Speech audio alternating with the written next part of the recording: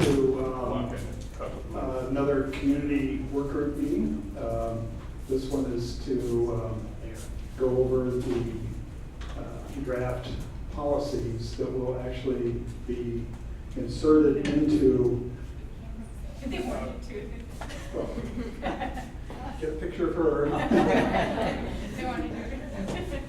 Yeah, I'm not gonna look at the camera. I'm speaking to you guys. This will consider the actual policies that will be inserted into the local coastal plan. And I know that you haven't had very long to read them. It's the same amount of time I have had and most everybody else here. But at least you will be treated to a presentation by an expert, Charles Lester, and you'll be able to ask him questions. So that's something. And I'll, as usual, turn it over to Ben Gelman for the rest of the meeting. Hi, everyone. Let's see. So I think we're going to start with some introductions, and then I'll talk a little bit more about kind of the organization of the meeting and what we're going to cover in the meeting today. But Sam, why don't we start with you? And so recognizing there aren't that many people here, but we're using the microphones because we're on television, and we want to make sure that people can hear us. And this is the only microphone that works, so we're going to have to share it. Hi, it's Sam Casillas, one of the community working group members. I'm also a board member for the Pacifica Land Trust, as well as a board member for the Pedro Point Community Association. I'm Jim Steele, retired director from San Francisco State Sierra Nevada Field Campus. I'm the president of the Friends of San Pedro Valley Park, a board member of the San Pedro Creek Watershed Coalition, as well as a board member here for the working group. Hi, Connie Menifee, and I always have to recompute how long I've been in Pacifica, so it looks like I'm lying all the time. I've been about 25 years here in Pacifica, and I live back in Park Pacifica. I'm a former Pacifica School District Board trustee and president of the Pacifica Democrats. And we have a candidates forum this Saturday morning, so I hope you all can attend. Maureen Garcia, I'm a resident of West Fairway Park since 2014. Eileen O'Reilly, I've been here about 20 years, Pacifica, and I'm a local business owner and long-term resident. Cindy Abbott, 21-year resident of West Sharp Park, president of Pacifica's Environmental Family, and a Parks, Beaches, and Recreation Commissioner, but here is a community working group member. My name is Julie Lancel. I'm a 32-year resident of Pacifica. Over the years, I've served in a lot of different capacities. I've served on the city council, served as the mayor, served on the Open Space Task Force, and later the Open Space Committee, helped establish the Pacifica Land Trust, and a bunch of great stuff because this is a great town and we love our environment. Hi, Leslyn Vicuna. I'm a comparatively fairly new resident since early last year, living in Valamar, and obviously again just wanting to contribute to my new hometown here and learn all about what it's doing. So that's why I was here. My name is Peter Guzman. I'm a resident over Pacific Manor, homeowner. I'm a former president of the Pacific Point Condo HOA, and I just wanted to participate in this process. Great. Let's have staff introduce. Hi, I'm Tina Burmeister, the Planning Director for the City of Pacifica. Good evening, I'm Kevin Woodhouse, City Manager of Pacifica. Bonnie O'Connor, Associate Planner. Charles Lester, working with ESA in the city. Bob Italio, Senior Engineer with Environmental Science Associates. We're the prime consultant to the city on here backing up James Jackson, our project manager, who's out on vacation. Thanks. Matt Marvin in the back from Curtis West. Okay. So objectives of today's meeting. So the last time we met was in May, I believe. We were talking about adaptation strategies. And so I know many of you have been participating in the public workshops in addition to this community work group. So you've been able to track sort of where we've been, what we've been working on, and how we arrived where we are today. But we do want to just make sure we're all on the same page and we're up to speed. So Tina's going to go talk on that in terms of the LCP process generally, and then sort of where we are today. And part of that includes giving a sort of a high-level summary of what some of the key input that's been received in public workshops, from this work group, from the technical work group, and how has that informed the policies as they're written now, because that's been a really important part of the process.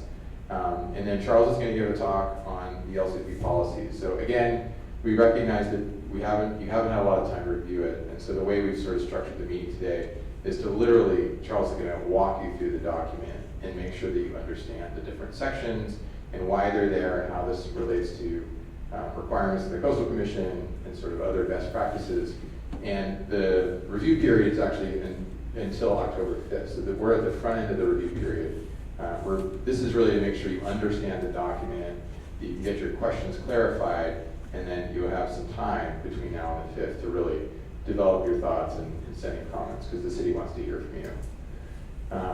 And then, yeah, we're going to keep this pretty informal as we go through the presentation. Feel free to ask questions. If you have thoughts, please share them. We were going to have the opportunity for members of the public, if they arrive, to provide comments, but I'm not seeing anyone. So I think we're just going to be focusing on you guys today. So that's what we're hoping to do in the meeting today. This is our agenda, where essentially we have a PowerPoint presentation. And again, if you have questions as we go through it, just raise your hand and we can take them whenever you like. Okay, so with that, I'm going to turn it over. To Tina. Oh, I'm sorry, Devin. Yeah, no, that's okay.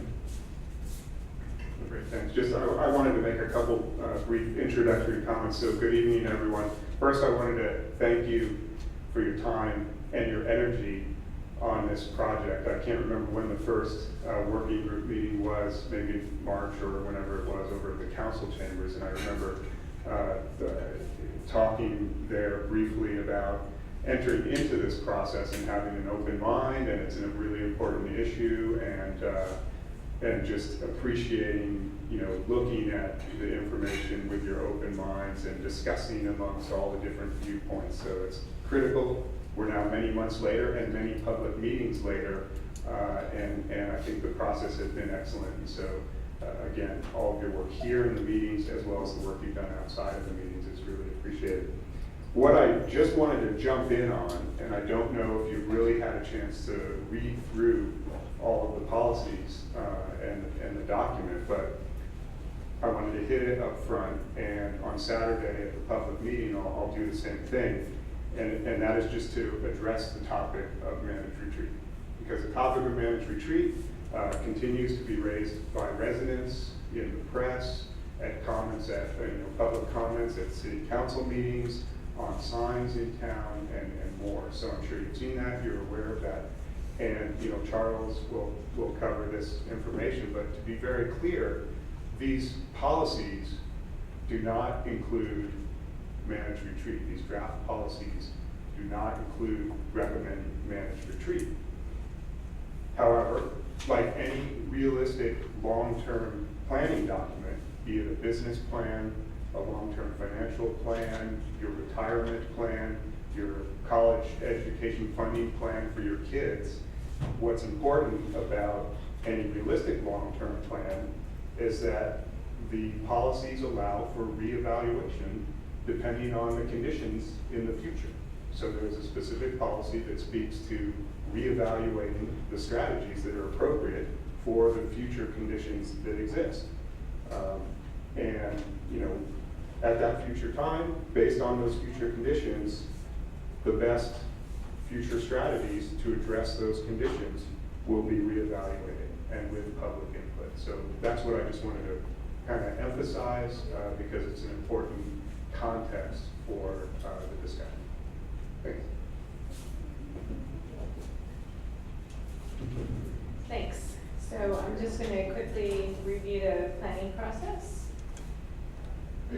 So the city does have a current local coastal plan. It's very old. It dates to 1980.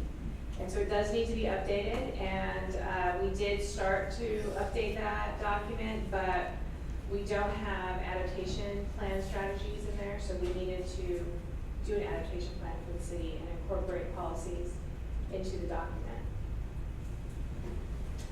In March, the City Council adopted goals for this project to inform the consultant and staff, and those goals are to bolster the efficacy of public safety efforts, respond to climate change, preserve existing neighborhoods and promote local economic vitality, and preserve and enhance coastal access. So these are the steps in the adaptation planning process. These first three items, those make up the vulnerability assessment. So it's identifying sea level rise projections, the potential impacts, and assessing the risks. And we are on step 4 there.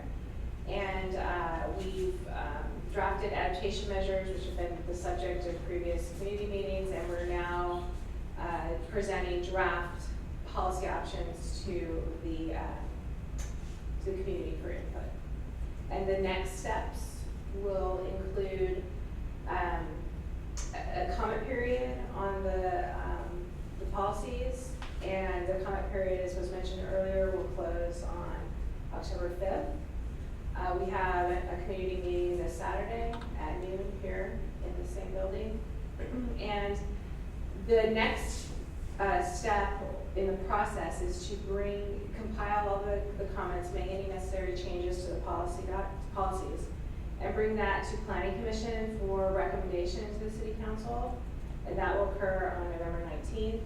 And then the City Council is scheduled to consider the policies on December 10th. So I wanted to pause on that just real quickly because there's been some discussion about the City Council having acted or adopted management retreat policies, and so that hasn't, the council, other than providing the goals for the project, the council hasn't heard or deliberated on these policies.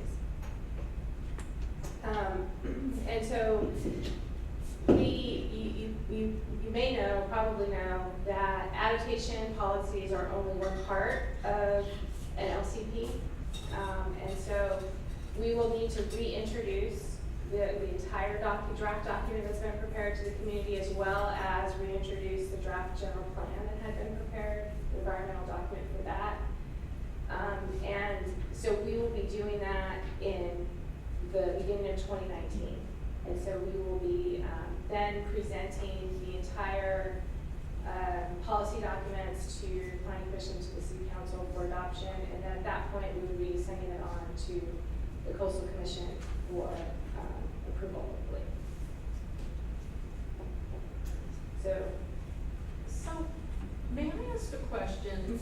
To clarify then, the components, all of the components that we've been reviewing, and what's the relationship between like the adaptation plan, these LCP policies, the ultimate LCP update? Is everything then incorporated into the final update? And do these various documents that we've been dealing with for several months become exhibits there too? So most likely they would be exhibits or attachments to the document. We were just talking about this. Yeah. And so they are technical documents that inform and help staff and the consultant make our recommendations for the policies. But the policies that you see before you in the memo are what will actually be in the LCP. Does that make sense? I don't know if any of you see EIRs or environmental documents, so there's usually a really detailed biological assessment and traffic study, and those are all appendices, but kind of the boiled down analysis is kind of the main document. So similar concept. Thank you. So we just wanted to go ahead and provide some summary of the public input we've received and just acknowledge that we are reviewing the public input, we read them, we carefully consider them, and that they have helped us prepare the policies that you're reviewing today. So on the vulnerability assessment, we asked specific questions of the community and the working groups, and we wanted to know how people use the coast and what's valuable to them. And so folks, responded that they live, shop, recreate on the coast, and that they value that their homes are there, that they conduct business, that the coastline also contains much critical infrastructure for the community, and of course, as well as the recreation component. So on the adaptation strategies, we heard questions about how the adaptation strategies would impact property owners. Would property owners continue to be able to maintain and protect their property? We heard the importance of identifying funding sources for adaptation, because these are all very expensive prospects. We heard suggestions about coordinating with other cities in the region, because this isn't just an issue that affects Pacifica. And then there was just general questions on the technical aspects of the adaptation strategies. We had a community meeting just focused on the economic analysis methodology, and the comments there were more requesting explanation of exactly how this methodology worked, and making sure that certain considerations were taken into account, like making sure future TOT, sales tax, property taxes were accounted for. And so on the final draft adaptation plan, we heard statements in support of both removing managed retreat, including managed retreat, questions about how the triggers for adaptation measures would work, and there was a lot of confusion around actual dates or years being placed in the document versus environmental triggers, like monitoring what is the beach loss, how wide is the beach, how much bluff loss has occurred, or actually how much sea level rise has occurred. So what we've done is you'll see that we've focused on the environmental triggers and not a time frame. So we're going to be responding to what's actually happening. Just understanding how certain concepts of the adaptation measure or adaptation plan worked. And so how has this input been incorporated? So it's been incorporated, and you'll hear Charles talk about how the policies focus on more of the near term, because the longer term sea level rise impacts are more speculative, so it's difficult to know what exactly is going to happen. So it's focused on the near term to protect and armor the coast and monitor the shoreline changes. As I mentioned, it clarifies that we're going to be focusing on the environmental triggers. And we say that we have a policy that will require that the city reevaluate and update the plan as necessary as things change along our shoreline, and if any of these environmental triggers are happening. So with that, I'll turn it over to Charles. Can I ask a quick question, and maybe it's not known yet, but this process so far has had a lot of input with the community working group and with the public, and thank you, by the way. It's surprising to hear, and I was thinking we haven't met as a group for a while, even though there's been so many meetings, so thank you for adding all of those public workshops in. So what would the process be of re-reviewing? Is that something that if, obviously this needs to be a fluid document, but has it been thought out, or when will that be put together? What kind of time frame and how that will look? So again, will the group convene, or is that just city council or planning commission? Yeah, so that's a really question and something that we don't have an answer for. We do say that it needs to be reviewed every 5 years, and that if certain triggers are met, that potentially more frequently. But what we haven't laid out yet is exactly what that looks like. There may be some very dramatic things going on where it would need a really, robust community process, and then there may be, not much changing. So we still need to think about that. It's a good question. I have a question. When we submit the final plan to the Coastal Commission, what is that, and what does that process do? If they approve it? Sure. So the Coastal Commission, and Charles can correct me if I'm wrong, but the Coastal Commission will review the document. They will, staff will prepare a staff report, make a recommendation to to the commission, and what they will do is they will redline the document, and the Coastal Commission itself will determine if they want to approve it or not, and then that would come to the city, and the city would need to either adopt the Coastal Commission's recommended changes or not. But there's a comment period during that time too, right, when it goes to the Coastal Commission? Yeah. Yeah, it's a public process. And why doesn't it require their approval? Because they have the authority over the coastal zone, ultimately. Yeah. Thanks, Tina. I'm Charles Lester, and I spent many years with the Coastal Commission, so if you have more questions about them, I'm happy to answer them. It's highly likely they will redline it. However, if you submit the perfect document, they might just approve it as submitted. So you can shoot for that. Yeah. But yes, then the commission considers whether to approve the staff recommendation.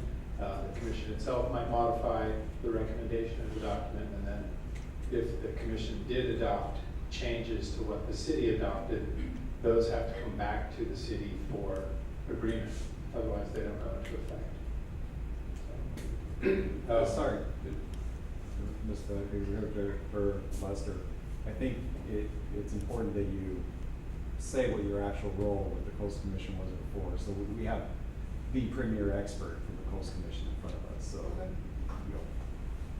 yeah, I was with the Central Coast District for many years down in Santa Cruz, and became the director over the Central Coast at one point, and then the district director, and then district director over the North Central Coast, which included Pacifica, so I have some knowledge of coastal zone issues in Pacifica.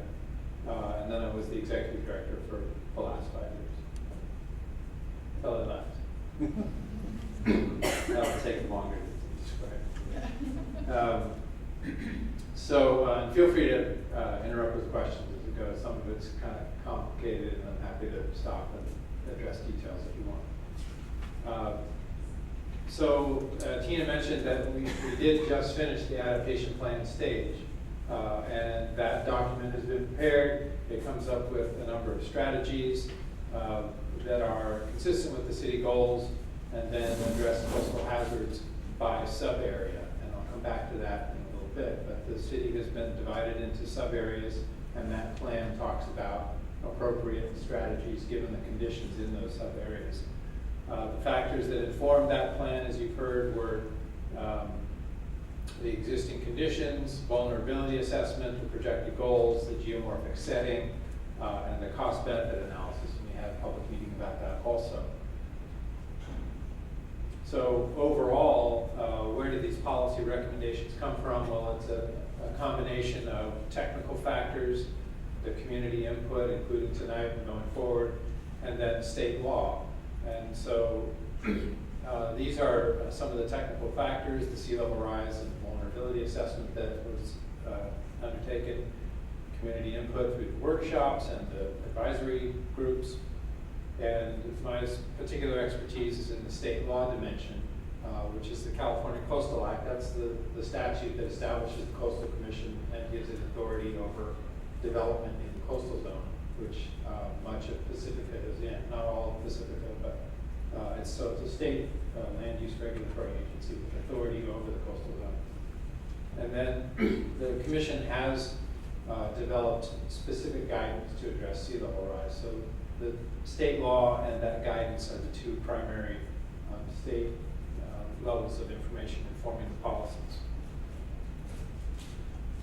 So it is important, as Tina mentioned, the city does have an LCP already. It's really old, that's why it needs to be updated.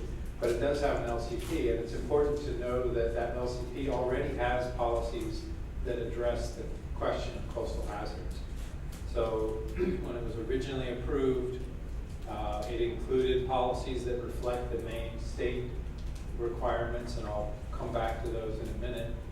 It already has a policy that requires new development to be designed and located in a way to be safe for its design life, and that design life is specified as 100 years.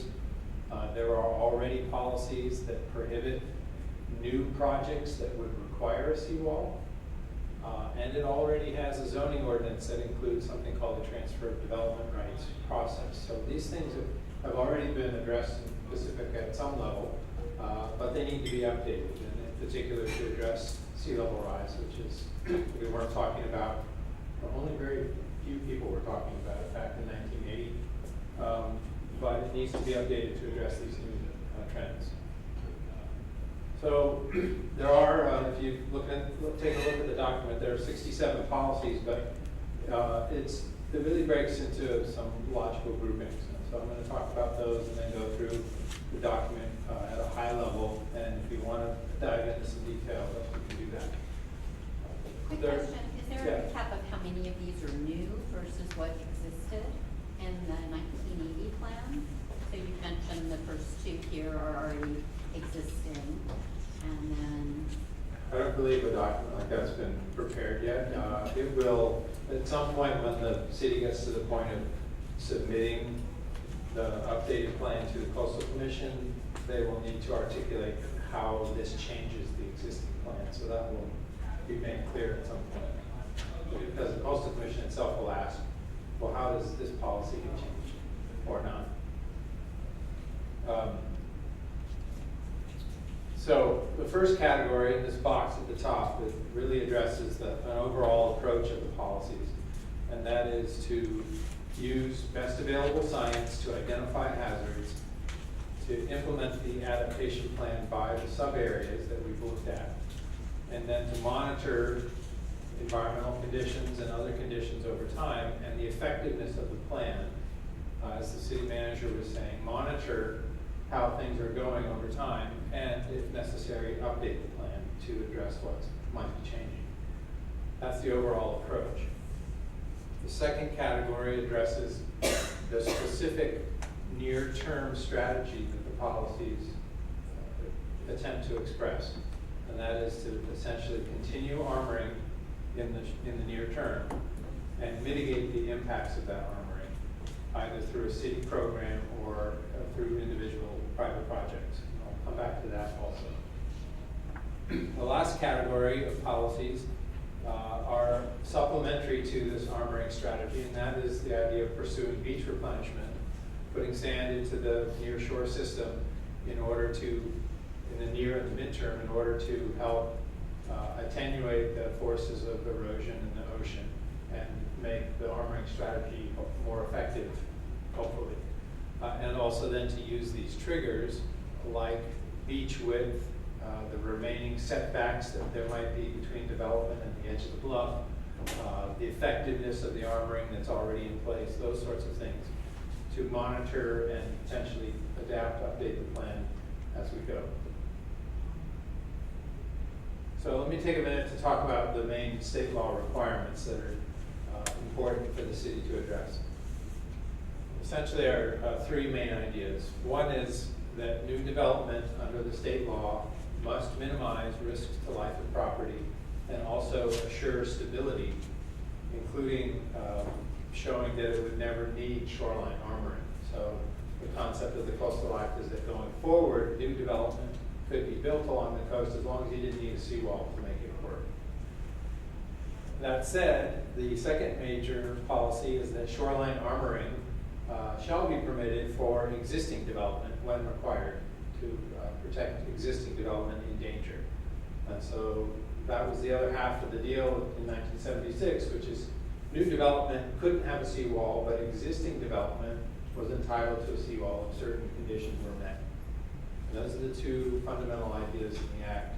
The third one is that if there are impacts from development, including seawalls or revetments, that those impacts need to be mitigated. So for example, seawalls are notorious for leading to the loss of public access, the loss of beaches in front of them, or encroachment, blocking of access.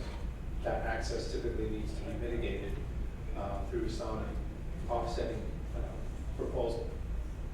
You can see on page 3 of the memo is Hazard Policy 1 recommended, and that simply is a verbatim the language of the Coastal Act, which, as I said a minute ago, is already in the LCP, but this would just reiterate that the city is embracing those policies as the guiding concepts for their hazard policies. So moving to best available science and mapping, and again, this is also on page 3.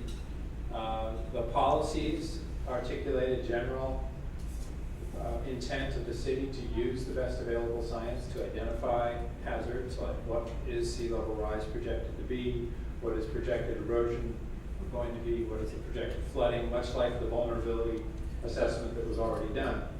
Take that best science and identify the hazards to the best of our abilities, and then use those hazard zones that are identified to trigger the policy implementation. And the best example is the Transfer of Development Rights Program, which already is in place but is reiterated in these proposals. That would apply, for example, to properties that are in identified hazard zones. So if your property was in one of these zones, you would be eligible to take advantage of that opportunity. Now the key policy in terms of the adaptation piece of the proposal is policy 4, and that's on page 4 also. The policies I'm going to talk about now are the next major grouping, which is policies 4 through 15. And the first one is this policy 4, which basically says we are going to implement the adaptation plan that we've developed already by sub-area, consistent with the resource protection requirements of the Coastal Act and the Public Trust. So the proposed policies are to follow this sub-area logic. And again, I'll get back to that in more detail in a minute. Coupled with that proposal is this idea that we're going to monitor the plan, how it works, and reassess its effectiveness, as Tina said, every 5 years. So we'll come back and say, what's changed? Is it working? What do we need to change if it's not working to make it more effective? That includes monitoring conditions like sea level rise, the width of the beaches, erosion that's happened, setbacks, storms, and flooding events. So of course, to offset this idea that we're going to continue our armoring strategy, we need to have a mitigation program in place. And so policy 7, which is again on pages 4 and 5, proposes that the city will develop a comprehensive mitigation program for the anticipated impacts of armoring. And the idea here is to provide a mechanism for the community to continue using a protection strategy, armoring, while also taking care of the beach access and recreation and ecological impacts and other impacts that are anticipated. And one of the primary mechanisms that is laid out comes from the adaptation plan analysis, and this is the idea that in some places maintaining and restoring beaches is going to be easier than others, and those are identified as Rockaway and Lindemar.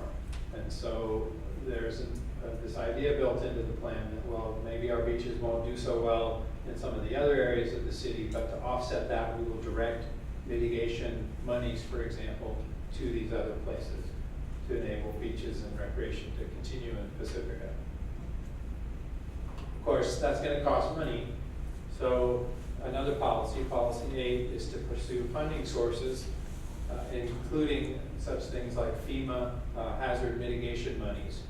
And that's happening increasingly nationwide as federal dollars being made available to provide for flood mitigation, flood damage, flood restoration.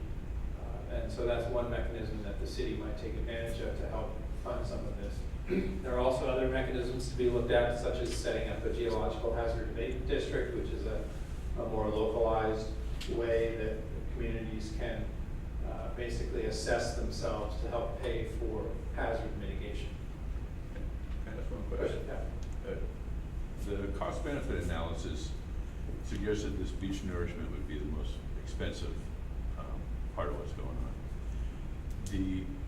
Say we armored the place and the beach started to erode.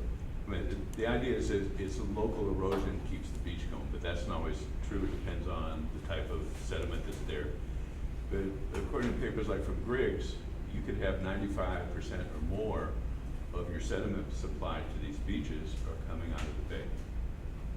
And the bay has been mined for gravel. It has all these dams that's been put up. So, and we're at the end of the littoral zone that gets supplied with that sediment. So all along the way, we're losing sediment. And so before I would charge us with trying to get some of that sediment back, it seems like the Coastal Commission, especially if this is your charge, should sort of make sure Pacifica got some of the sediment we're losing free of charge. So if they're dredging the bay, instead of dumping it out by the potato patch, they bring it down to here, and that it would seem like that would be a very cheap way to go. I didn't see that mentioned in the cost-effective program analysis of what was going on, but it seems as the Coastal Commission, they should have the power to kind of, enforce that to help us out before we have it funded for something else. I think that's a good observation about some of the dynamics underlying beach replenishment. And Bob Talio may want to weigh in on it, but the authorities are complex. The Coastal Commission has pushed for many years to try to get more of that sand from the bay and that dynamic to come down onto the beaches, including in San Francisco. And that's been a dialogue with the federal government, Army Corps of Engineers, to try to make that happen. So it's not easily done necessarily. It's definitely a political dialogue to have also. And so to the extent the city wanted to pursue something like that, and I'm sure they've been at the table in the past in those discussions, it's something we're thinking about. The specific policies that are proposed here are to deal with the localized and what would need to be shown to be impacts caused by specific proposals in Pacifica. But I'll get to it in a moment. There are also policies that address beach replenishment, including a policy that looks for the city to work with the Army Corps of Engineers and the Coastal Commission to try to make that happen more easily. Regarding policy A, does that mean that if any of these adaptation strategies are going to be put in place, because they need to be put in place, that the only funding mechanism that will be pursued are the ones that are stated here, or okay, so the city could issue a bond or a tax? Yeah, I think it's policies written as a general direction to the city to evaluate, identify, target opportunities, logical sources, and there are a lot of ways you could do that. It could be a FEMA mitigation program. It could be a local revenue source. The GHAD or the GAD approach has been used, for example, in Malibu. So there are different mechanisms. It's really just a call to the city to pay attention to the fact that funding is going to be needed. And in other areas in California where they have needed to deploy some of these strategies, how have they gotten money? Do you have examples of that, or? Well, a variety of ways. Some of them, the city itself has received FEMA money or federal money to take care of, for example, the situation on Esplanade. I believe there was, and also down coast of Esplanade back in the late 1990s, the El Nino, when the 8 houses were condemned and had to be removed. That was federal money that paid for that. There is a jihad in Malibu that's been set up, and that's basically a self-assessment district. Other funds come from, depending on what the project is, and a lot of this mitigation has to deal with public access and recreation, so sometimes there's state coastal conservancy money. In fact, in Pacifica, there's that trail segment, also on Esplanade, where the houses used to be. That's a coastal conservancy project, and to put in that trail and maintain that access way. I don't know if it's currently operating or not. They just It's fixed in it. design. They're fixing it. They just fixed it. So, there are federal sources, state sources, local sources, and I think one of the bright points in all of this discussion is that there's an increasing focus on the need for money for these kinds of things. In fact, Prop 68, which you may or may not have voted for most recently, includes, I want to say $400 million or something for adaptation-related projects. Not all in cities, some of it's restoration or estuary protection or restoration work, but a lot of money is now being provided for this kind of thing. Thank you. Yeah, just one point of, so you know, an example, Foster City just voted a $190 million bond measure for the whole city to add to their sea level wall. And actually, I know a lot of times, like the Coastal Commission gets the name of the bad guy, but that was FEMA directed. That's what can happen to Pacifica.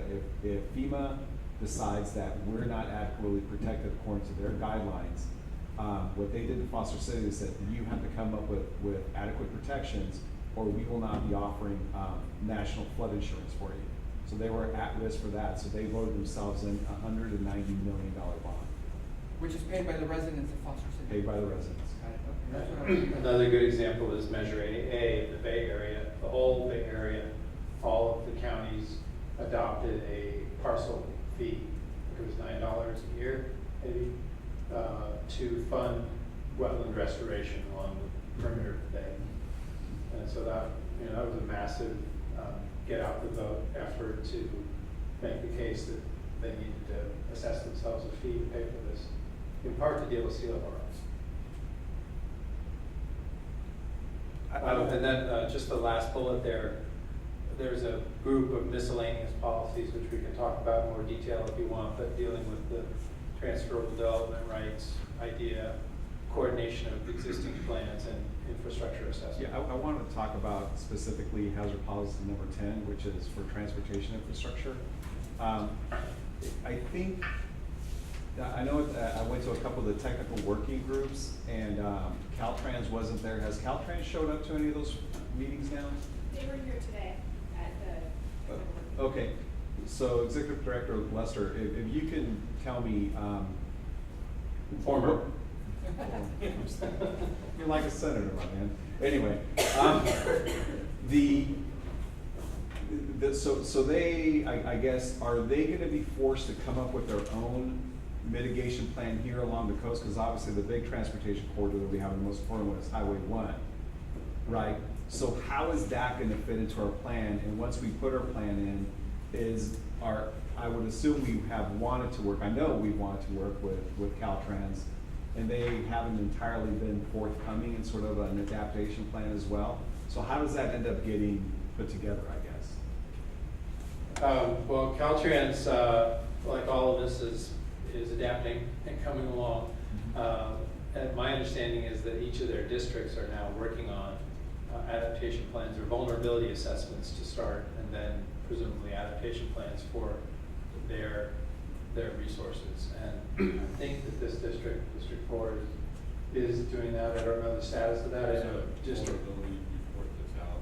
Vulnerability report. Yeah. And it shows similar exposure, in particular to Highway 1 through the Lindenmore area towards the end of the century, due to flooding. And the exposure mapping is very similar to what we have in the Pacifica study. So they are paying increasing attention to it. I know District 1 up in Eureka Arcata corridor is probably the most far along. One advantage to some of the state level guidance that's been happening at the direction of Governor Brown is that all of the state agencies now are under a direction to use this guidance about sea level rise, so presumably they'd be keying off of some of the same projections and that type of technical information that the city used in this project. You're right, they're a key player, so the policy is written to make sure that the city and Caltrans are on notice that they need to work together to figure out the right strategy. And, you know, there may be, if they're involved enough, that's mostly state money that takes care of it. I have a question with the transferable development rights. It implies to me that you could end up with a mosaic of armoring and no armoring along the coast, which I would perceive as a disaster, where you could refocus erosion one place and on another, you could have pocket beaches with peninsulas. It seems if you're gonna, if I'm not mistaken, most of the people are paying privately for the armoring right now that's going on. In places it seems like there has to be a continuous development plan where the people who have to armor their own property would be contributing most of the cost. But it seems like the city has to work together with them and have a unified plan to kind of protect a whole stretch where you won't have a deflection of a wave energy into one place because it wasn't armored from another place it was armored. And it seems like those transferable development ideas, you could end up with this mosaic that could cause just that kind of problem. I suppose it's a possibility that you could get those kinds of, you know, uneven patterns of people taking advantage of this program. That's probably a question for the city to develop as implementation unfolds, and if it's clear that there's an issue with certain private parties wanting to use a transfer development right, and that it may cause impacts. It's no different than what already happens if someone chooses to armor their property or not. Already, I've seen a number of cases of that statewide where there are these adjacent impacts and there's a conflict established. You do want to deal with that more comprehensively, and so maybe there's a new adaptation strategy to you know, make sure that those kinds of secondary impacts don't happen. But right now it's set up to be a program that's available to those that want to take advantage of it. And from what I've read, I don't see any emphasis or really any mention of really trying to develop that comprehensive plan. But it's saying, well, landowners could choose to armor or not. And it just seemed like it's going to be this hodgepodge that it seems part of what our adaptation strategy would be. If we're going to armor these places, we have to have a very comprehensive plan. Well, some of that's embedded in the sub-area policies. So if you look at each section, it'll talk about different strategies that do imply a sub-area plan. In the Fairmont district, for example, given its unique conditions, there's basically one property that has armoring, and that is subject to coastal commission jurisdiction primarily. There's the suggestion that we avoid armoring in that section until later on when it may become an issue, as opposed to the next sub-area down where it's essentially mostly armored already, and that is recognized as something that would continue. So it's likely that there wouldn't be transferable development rights being taken advantage in that area, but it's possible. It's a good question. So I'm still a little, I'm hazy about the TDR. So where are these hypothetical receiving sites and how are they acquired? There are some receiving sites that were identified way back, I think, in the original. So the original TDR program goes back a ways. I don't know exactly where they are. You might be able to describe it, but I think the intention here is that the city would update their assessment of potential receiving sites based on current conditions. And so presumably they'd be outside of hazard zones. So the intent is to provide a way that if people want to not be in the hazard zone, there's an incentive to take that development right that they may have and move it to somewhere else that's less vulnerable. Most of these programs in in actual operation are really set up marketplaces and development rights. So the receiving sites are owned by somebody else. Somebody on the coast has a right they want to sell, and the person at the receiving site can get double the density, or they vary in the detail, and that's a detail that would be worked out in the future, at a future point by the city, in order to establish an incentive for this transfer to happen. On a different point, policy number 12 about business outreach, and this is potentially something still to be developed, but what type of technical assistance? It says here that the Economic Development Department would provide technical assistance to businesses in evaluating options to promote business resiliency. So what are the thoughts behind that? I don't know the details of what sort of technical assistance might be offered. It would be, things to help the businesses identify what might make their longer-term economic success more viable.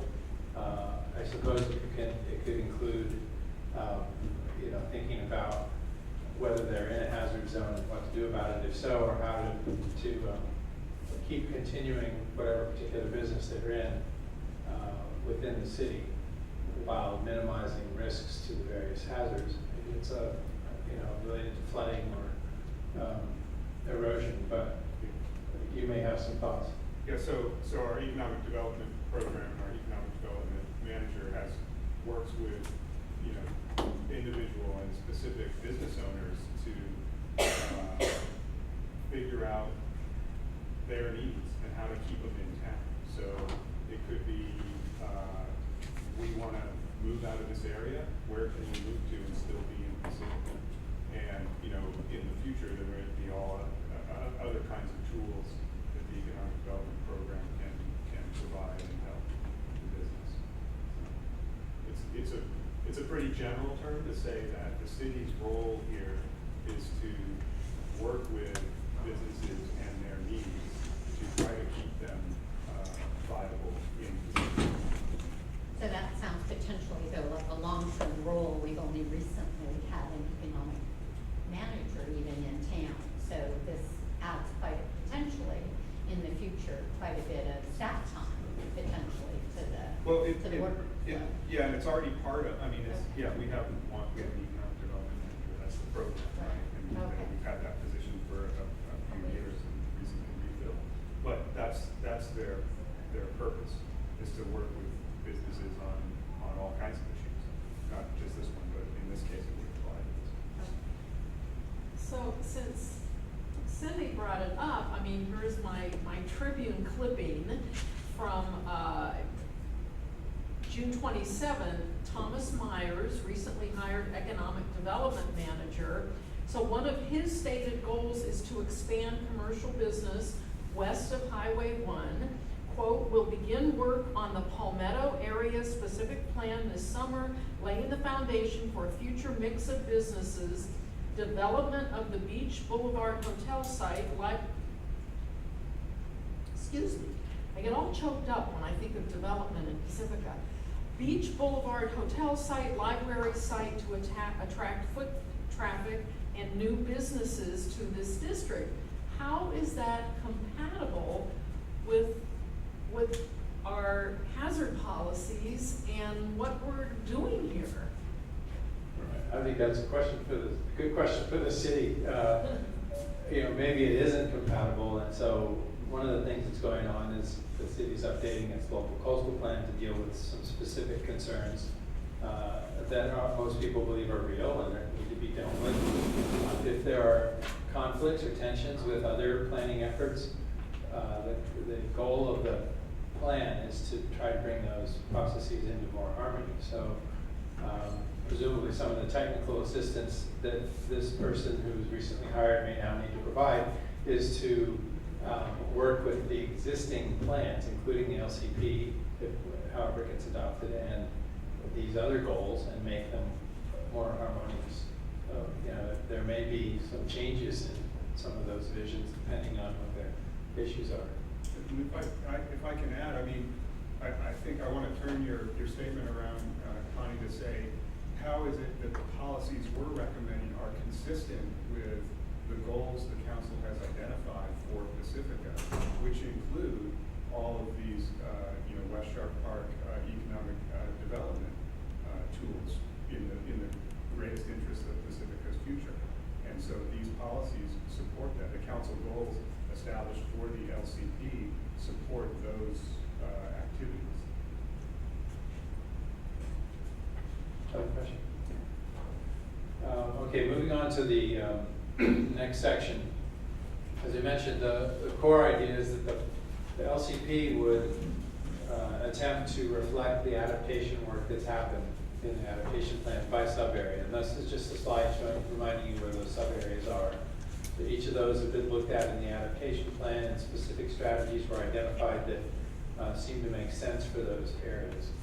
And these policies are 16 through 43, and even though there's a lot of policies, it's really only 3 to 6 policies per area when you break it out, depending on the area. So I'll give you an example of one of the larger areas in a minute.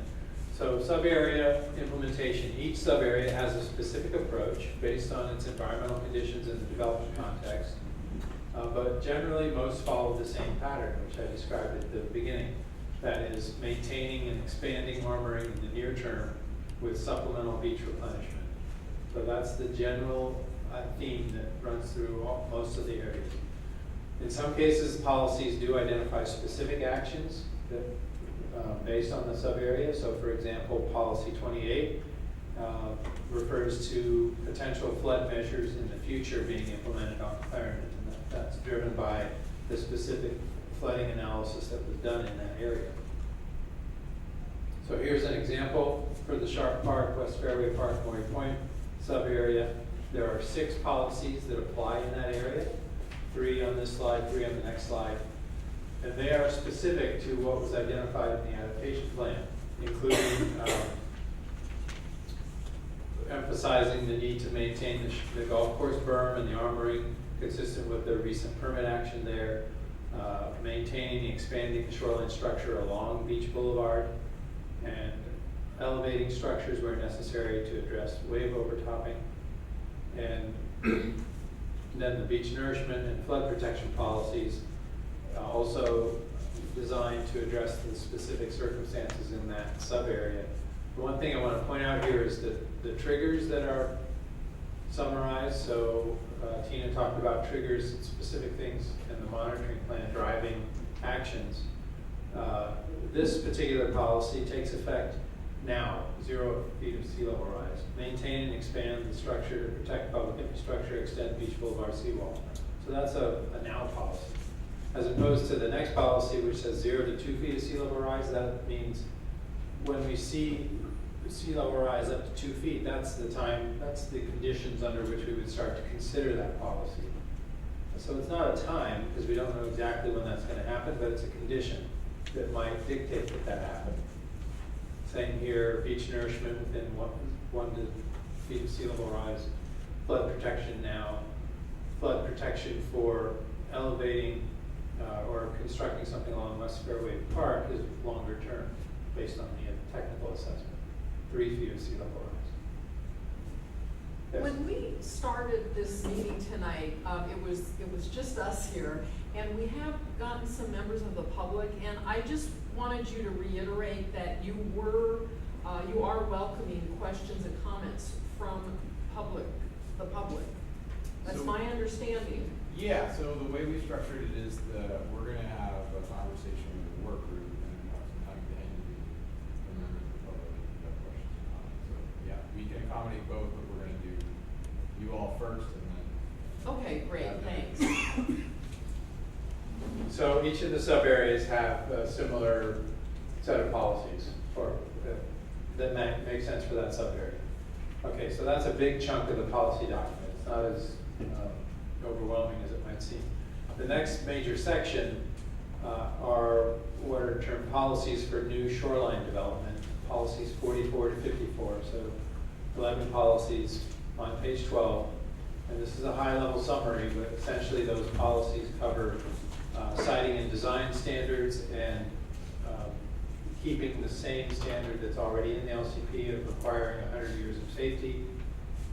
Policy that requires the assumption of risk for private developments that occur along the shoreline, and a no future seawall commitment, avoidance of public trust lands in any development or construction along the shoreline, prohibition on bluff face development other than public access amenities, requiring non-conforming structures to conform to the ordinances and the policies, and protection of private property. So this general policy is an embodiment of the Coastal Act's prohibition on taking of private property.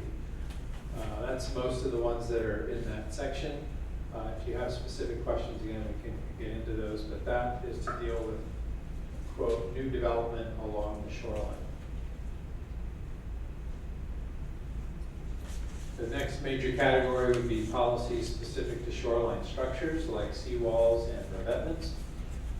And the first two have to do with, in fact, alternatives to hard armoring or hard seawalls. Yes? Okay. Just wanted to, like hazard policy 47, mean high tide level is one of the trigger points. What is the time frame when you come up with that mean high tide? Because we could have an El Nino that could keep sea levels a foot high for 3 or 4 years, but then go back down, which is what we've seen for the last 50 years here. There's really been no trend since 1980, but you get these high storm surge El Nino events. And so I could see if people were too nervous, you might get over 3 years, all of a sudden you see a sea level jumped up, but it's really an El Nino factor and not something we have to really be concerned about. You ask all the hard questions. Good. In general, Bob may want to weigh in on the mean high tide, but you know, there are methods of doing a mean high tide survey, and the State Lands Commission is the state authority for doing that. And you're right, the mean high tide ambles, it's ambulatory, so even during the day it changes potentially depending on where the elevation of the tide is intersecting the shoreline. So they have methods for doing a survey based on the technical requirements of. Oh, is that you? Just checking to see if it works. Okay. It won't be that, you know. And so it does change, but there are ways, you know, common methods for assessing where it is. Well, yeah, I would say if you assess it, if you gave it a 5-year time span to average it out. Do you want me to jump in and try to address your question? Yeah. Well, Or we can wait till later. It's more of a physical process rather than a policy. It is, in fact, It would affect your policy. You know, one of the you main could trigger something too quickly. Well, one of the main drivers is the federal policy, which is an 18.6 year tidal epic. So it attempts to take into account all of the 18 years. Yeah, it's 18.6, but Yeah, about 19 years. but you know, to average out all of those variations in the lunar and solar cycles to come up with that elevation, and then the rubber hits the road or the beach when you go out and plot that elevation on So, but in policy, we're talking about triggers. Is that going to be specified exactly how these triggers are going to be determined? Will that be in writing so we know? You know, I see triggers of 0 to 2 feet. Well, you could trigger at any time. Or you know, how did that come about? It seems like that should be specified in writing how we're going to make those decisions. They were too general for my taste, right? So there will be a further opportunity to put in more specific directions or methods or standards for implementing policies. So I didn't go over at the beginning, but an LCP consists of 2 things really. The land use plan, which is what we're talking about now, and the implementation plan, which is policies and ordinances at the ordinance level. So at some point, the city will need to update its implementation plan to reflect this updated land use plan.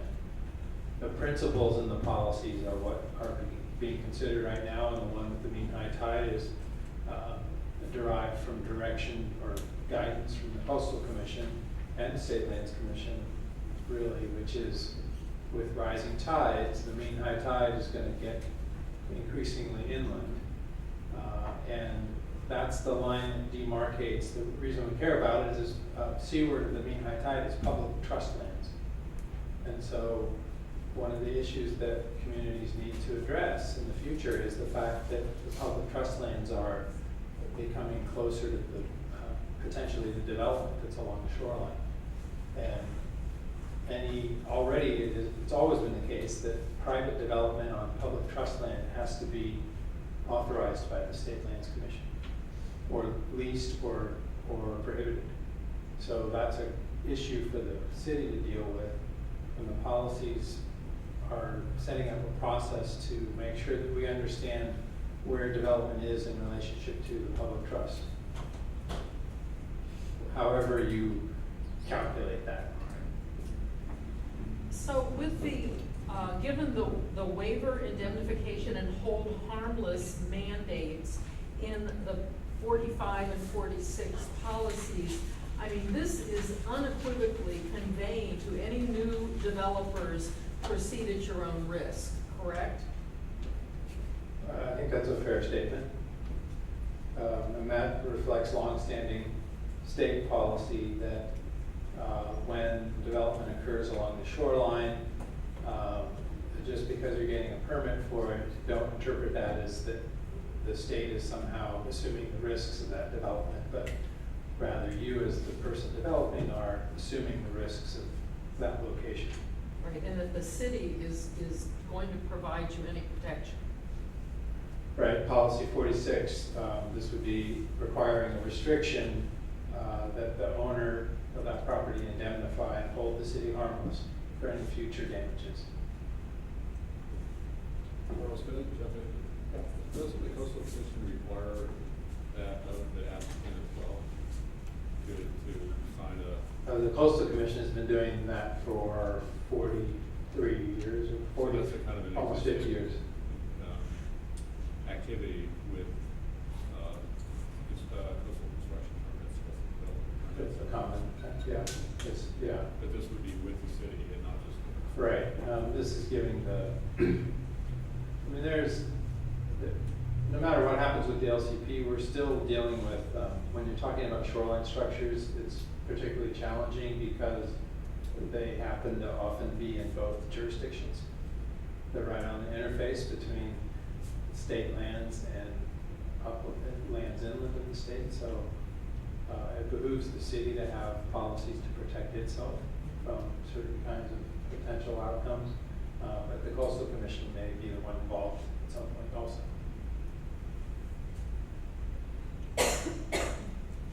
So let's see, we were just getting into these policies for shoreline structures. So there's a policy that encourages the use of softer protection strategies like beach replenishment. This is an effort to soften the need for armoring, and beach replenishment in particular is an effort to help build beaches, maintain beaches, attenuate the forces of erosion. So hopefully the armoring behind that beach would be more effective or have a longer life potentially. There's a policy that asks the city to develop a beach replenishment program, as I mentioned earlier, including working with Army Corps and Coastal Commission to figure out how to best take advantage of beach replenishment and its feasibility. Frankly, the economic analysis spent a lot of time analyzing whether that made economic sense or not, and I think that's something that will need to be figured out as the city goes forward. More on that in a minute. There's also a policy that provides for the repair and maintenance of existing seawalls that allows armoring for existing development along with a monitoring requirement, and as long as impacts are mitigated, either individually or through the city's program that I talked about before. And that would limit the authorization of shoreline structures to the life of the structure being protected. So if you're eligible for a seawall, you can have the seawall for as long as the development that needs the seawall is a viable existing development. Questions about those? All right, so the last set of policies on page 15, there's 62 through 67, and these are just some more general policies to deal with other hazards, including flooding. So a requirement that development comply with the city's flood hazard ordinance, the policy to facilitate flood proofing in flood zones, discourage development or avoid development on steep slopes, and avoid active seismic faults, address hazards in the tsunami run-up zones, and also address drainage or bluff erosion. And those are fairly self-explanatory. I think that's the overview. Happy to talk in more detail about all the policies. Public comments, as was mentioned, are being accepted now. Period for comment closes on October 5th. Fill out a comment form today.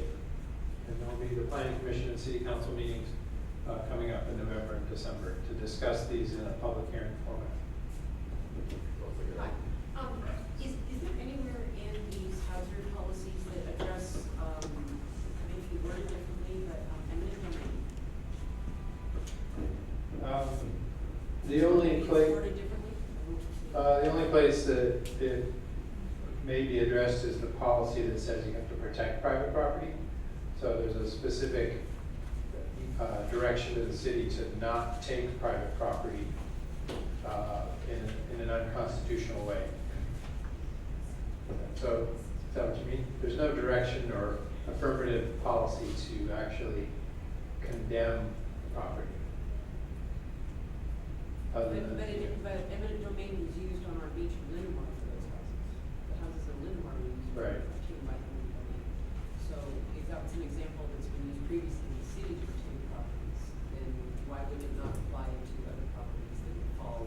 Well, there's nothing in this proposal that addresses it, but the city always has the power of eminent domain in an appropriate circumstance. If the city identified a nuisance. It wouldn't apply to be included in this as part of a process? Sorry, I didn't quite get that. It would not apply to being included in this as part of a process, an actionable process that would need to be applied. It wouldn't fall into this. It's, in other words, because it's already in the city and it's part of that, we wouldn't include it in the LCP. I don't think it needs to be in the LCP. Some communities are dealing with the issue of managed retreat was brought up. Some communities are dealing with that through trying to identify mechanisms to facilitate relocation of development and hazard zones out of the way. But generally that doesn't include eminent domain. Eminent domain is usually part of some more public interest program, like highways being built, and we need to relocate property to make the highway work. Well, let me add, I mean, I think what you're saying is so number one, these policies aren't recommending managed retreat, right? So when there's an eminent domain situation, there's very strict laws that apply regarding the public necessity for doing that. And those exist irregardless of this policy, I mean, of this program. So it's not, I mean, you wouldn't take all the laws that exist about properties, constitutional laws that exist about properties and incorporate them into this program. Right, I don't think you were here at the very outset. The city manager clarified that managed retreat is not part of these policies.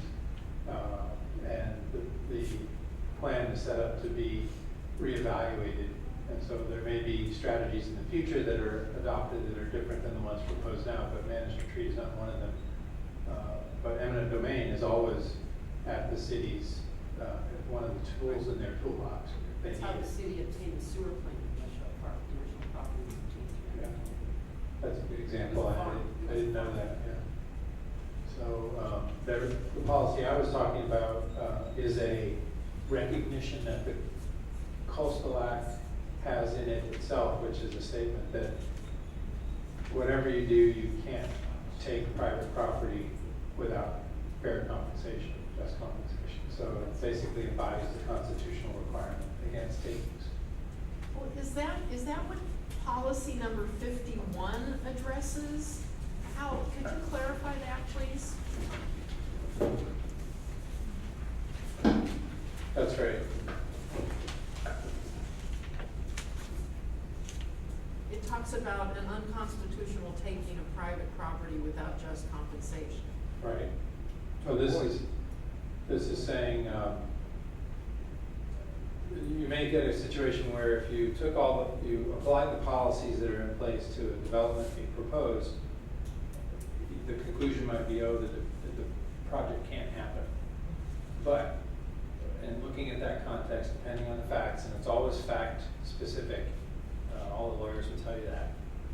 So it may be that you can't completely deny the project or it would affect the taking of private property. That's a possible conclusion. So this is simply saying this plan is not intended to be implemented in that way. It goes on to say, however, to clarify, going back to the discussion a minute ago, that there is no taking that needs to be avoided if the proposed development constitutes a nuisance or is otherwise prohibited pursuant to other background principles of property law, and that's constitutional property law now. So if something is a public nuisance, the city is within its constitutional authority to take that property, to abate the nuisance. Coastal Act actually has a general provision right up front that says nothing is intended to thwart or undermine the city, local government's ability to exercise its normal nuisance abatement powers. And that's, that's the Esplanade case. So we've got a question here. Let's see. Why don't you ask your question?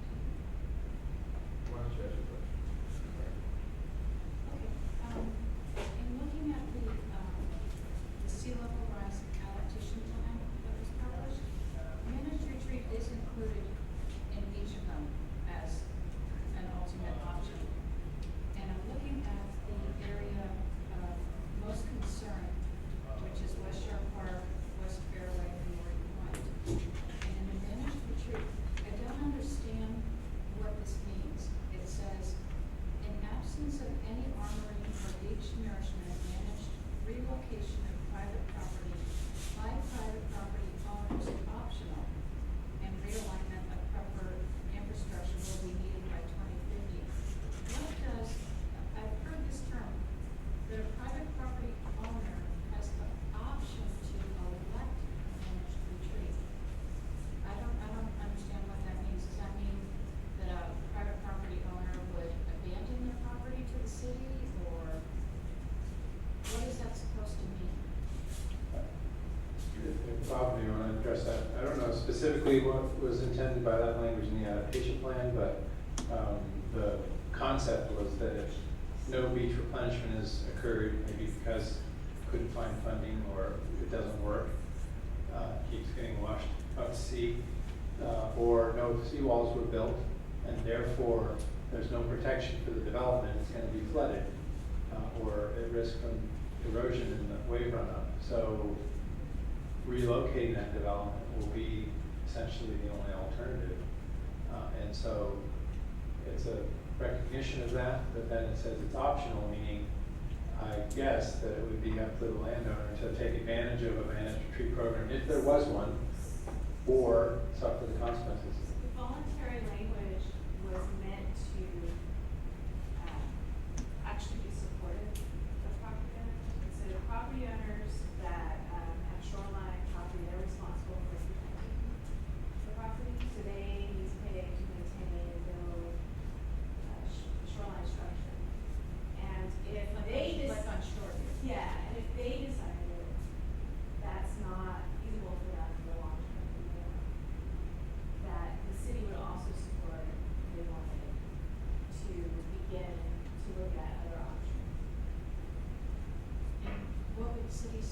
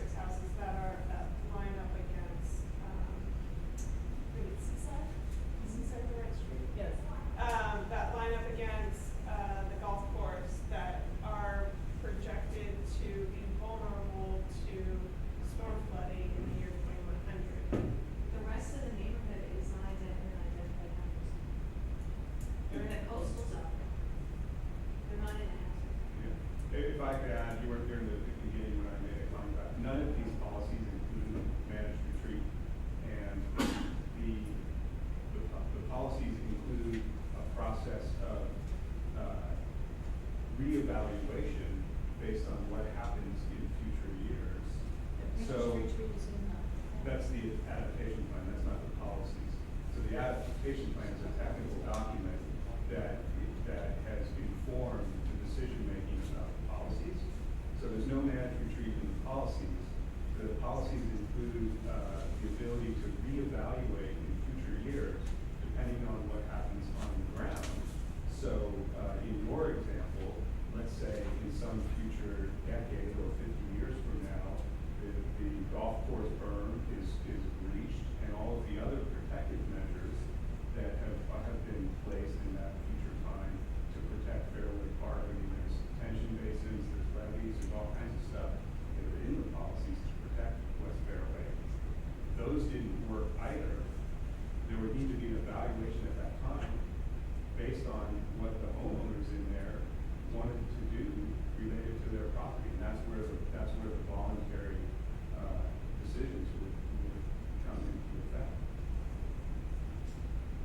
And I sort of see that language as really more a message to the city as a whole that it's intended to help and facilitate, as Tina said, that if it becomes a possibility, it would be prudent for the city to have a programmatic approach or some source of funding to help people with that situation, much as already has happened on the East Coast in some of those areas that were devastated by Hurricane Sandy. The state of New Jersey has a program in place. It's voluntary, but they have already helped 600 homeowners relocate out of the former marsh area because of flooding, persistent flooding that they just don't want to deal with anymore. And how at housing prices less than half of what ours are. That's what we heard at one of these meetings, that they were talking houses at $400K versus our $1 million homes. Well, money is always going to be an issue. Yeah. But there's a lot of money being thrown at it. Related to managed retreat, I think at the last meeting you said that managed retreat was included as an option for each of the adaptation areas because the Coastal Commission was requiring that in order to approve our plan. So is it likely, is that true? And is it likely that they'll approve these policies if you're not recommending managed retreat in any of them? I think that might have been something the planning director said last time, right? That's why it was included? The Coastal Commission wanted managed retreat to be studied. And so that's what we did. That is why it is mentioned in the adaptation document. It's not requiring the city to adopt policies in managed retreat. Hallelujah. It's the first time you've stated it so clearly. Well, it may be, the review process is still going on, and I don't know what the Coastal Commission is going to say about the policies that the council ultimately adopts. So what is the process whether it is or is not adopted by the city before it goes to the Coastal Commission? Where's that decision being made? Because we see it in one document, we don't see it here, but ultimately, and we're saying that we don't want to implement it, it's not the initial anything that we're doing, it's sort of a last resort everywhere. So, but you're saying it may not be adopted, how is that possible? What? Managed retreat. Yeah. Right, so the draft policies don't include managed retreat. We're going to go through this round of community input, make any amendments necessary. And I'm assuming the community's not going to ask for managed retreat, but, and then we would take these policies to planning commission and city council, and the city council would then approve them. With or without managed retreat? Is that the potential? Or it's We gonna are be- not, I don't imagine that staff is going to make major revisions to these policies as it relates to managed retreat, at least. And so, technically, I guess, the city council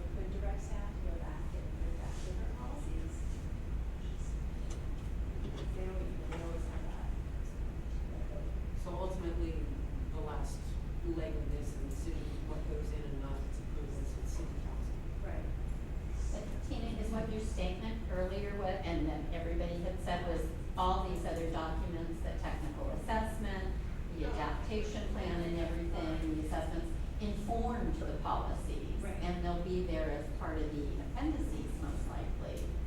But that doesn't mean they have to be in there. They're part of the whole process that's taken place. Yeah, I mean, maybe an analogy to help with that is when you're doing an EIR or environmental document, you do all kinds of supporting studies that look at different scenarios related to traffic. The options in those traffic supporting studies doesn't mean that those are the ones recommended or selected, right? So Richard, you had a question and Peter did too, so let's take your question, Richard. Okay. I'm Richard Harris. I know some of you have been at many of the meetings. I have a concern relating to this last question and the relationship between the adaptation plan and the policies. I went through the economic analysis and the adaptation plan at some length and did very detailed combination of factual and legal analysis of the adaptation plan, draft adaptation plan, and the economic policies. I believe there is incorrect information. It can be characterized differently, but I'll use a neutral term, incorrect information, having to do with the basis of the cost-benefit analysis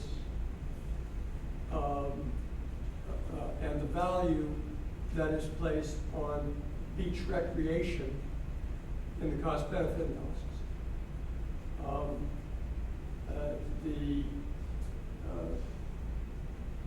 Basically, the source of the value placed on beach recreation by the cost-benefit analysis was a couple of first a report by the Coastal Commission, a purported report by the Coastal Commission called the Improved Valuation Report, the 2015 report. That was purported to be direction from the Coastal Commission. In fact, it was not. It was a draft report that was not adopted by the Coastal Commission. And there was some analysis in the Coastal Commission staff of why it was not adopted, and it had to do with the fact that differences between the Northern California and Southern California beaches and the recreational values of Northern and Southern California beaches.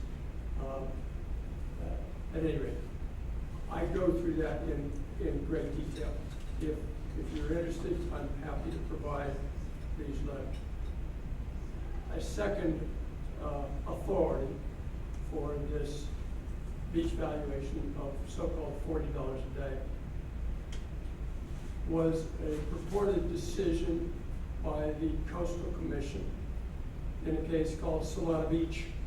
And that was May 2017 decision. And in that decision, I believe, I've read it and gone through it in some length, and reported it in these letters. The Coastal Commission rejected the proposal to adopt a statewide $40 a day day at the beach value, which Dr. King has proposed. They rejected that, and they said, no, we will adopt of local values based on a very detailed local study. And that was not $40 a day, it turned out to be $25 a day. It was $40 a day during the summer months and $19 maybe during the non-summer months. You calculate that out and it comes to about $25 a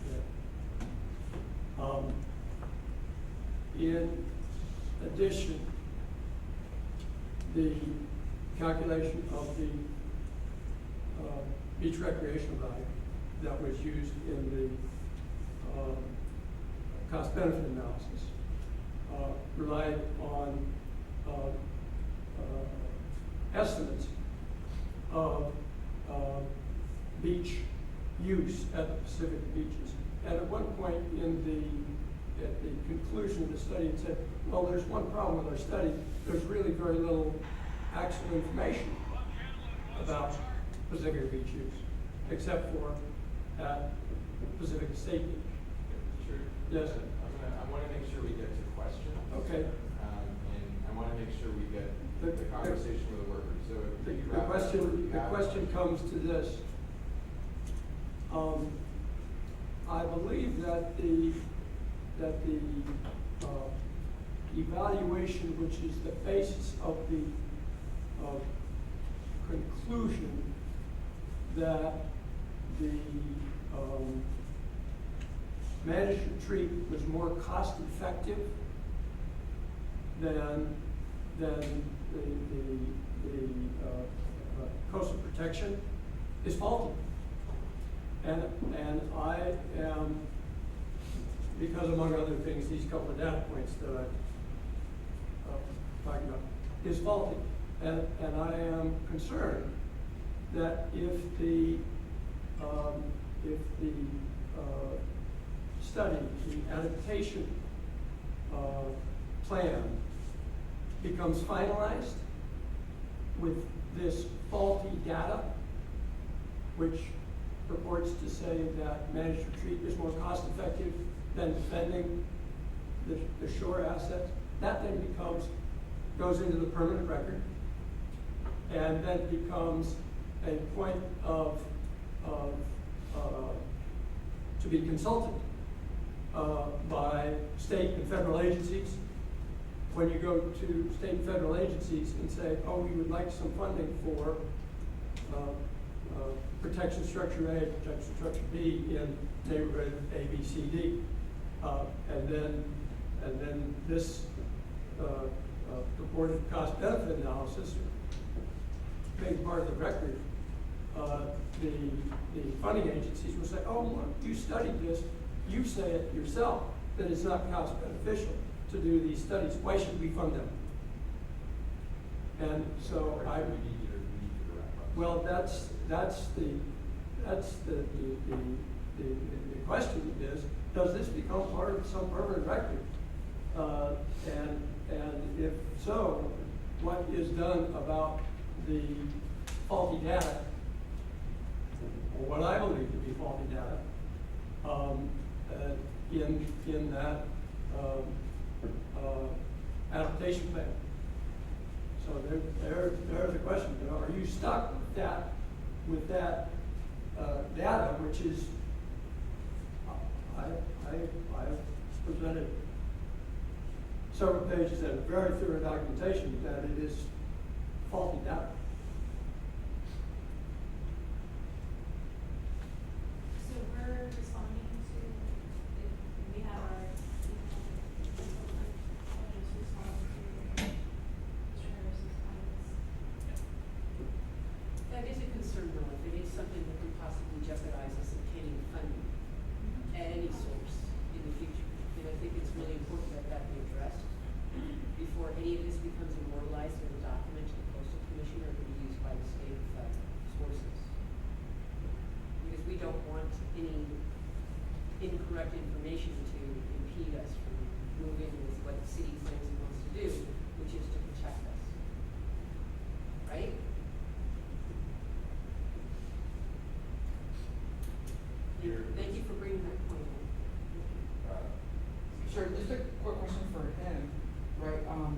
understanding that manager, like you said, it's not included, it's gonna be included in the policy document that, that's what I understand. I mean, it isn't gonna be included, but, in your experience, has there been situations in the state of California and other cities where managed retreat based on weather events and things that happen is the only option? Or is that not possible?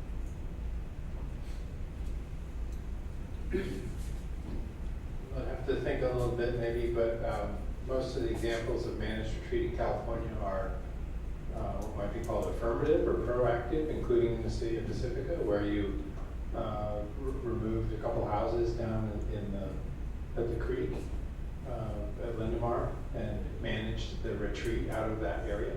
But that was a choice that the city took upon itself. It wasn't forced to do that. The Surfers Point project in Ventura County, same sort of thing. People were concerned about the perennial loss of the beach there, and instead of armoring, they designed a project to move the fairgrounds parking back and recreate a beach environment and public access situation. So, people embraced managed retreat as the most cost-effective and feasible way to achieve their goals in those situations. Other retreat I can think of, again in Pacifica, is unmanaged retreat, what's been happening on Esplanade. So where we've seen retreat happen, but it wasn't anybody's plan. Yeah, but like, for example, like on the East Coast, you're having these, major hurricanes that are hitting developed areas. Right. It hasn't happened here, but if you get some major weather event and you wake up and, the street that was right in front of your house is gone, and it's, in that case, it becomes feasible to move, or? Yeah, I think well, maybe what you're asking is, all things considered, there are costs and benefits to actions that we might take, and at some point, and you're seeing this on the East Coast now, properties in hazardous areas are becoming less viable from an economic standpoint, and so these federal programs of buying out these hazardous properties become attractive in the marketplace, and people are making a choice to, rather than stay where they are and be flooded over and over and over, they're moving. Thank you, that's what I wanted to understand.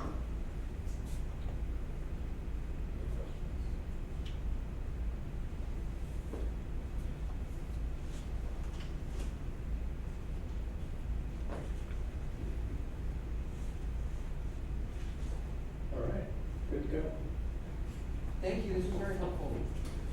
Is this the same presentation then that will be is this the exact same thing? For Saturday, we're going to give Charles will give a similar talk on Saturday in this room from 12 to 3. Love to see you here again, but we appreciate your time.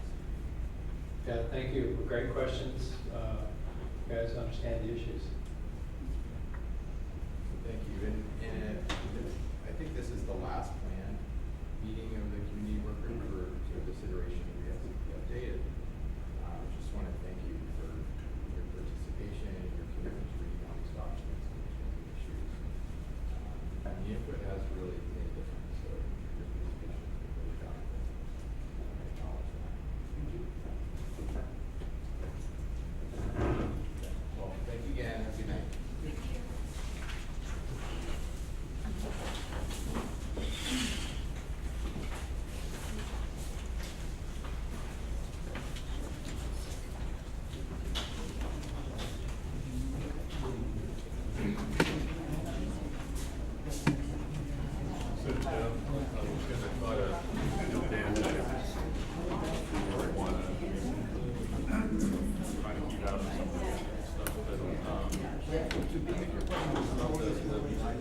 Well, no,